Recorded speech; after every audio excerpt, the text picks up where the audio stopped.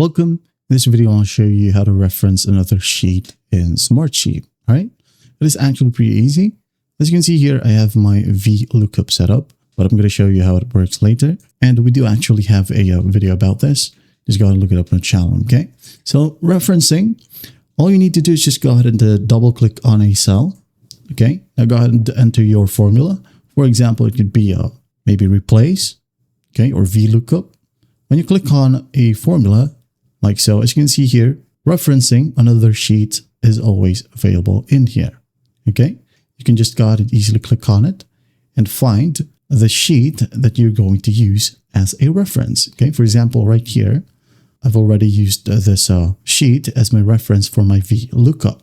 Okay, now what you'll do, for example, during this page, to reference, you can go ahead and find the specific column that you wanted to be referenced. For example, primary column right here and column 2. Now to do that, click on one and then hold Control on your keyboard.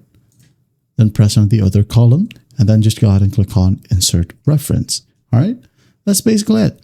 If you want to take a glimpse of how the VLOOKUP works, as you can see here, I'm under the untitled sheet, VLOOKUP sheet. Now in here I have my for VLOOKUP sheet. Okay, so I'm going to go ahead and double click on column 4 equals VLOOKUP. Okay, search value, maybe this column right here. I'm going to click on it and I'm going to go ahead and put comma. It's going to need a lookup table, so I'm going to go ahead and reference it. Okay, as I've told you earlier, find a sheet and then the columns. This column and this column, just hold Control, hit on Insert. There you go. Now we have the lookup table. We're going to go ahead and go to the next stage where it needs column number. Okay, so I'm just going to go ahead and type down 2 and 0 by default. Hit on Enter. There you go. Now I'm going to go ahead and type in again banana 15 water phone. There you go. What else? Apple. Okay. There you go.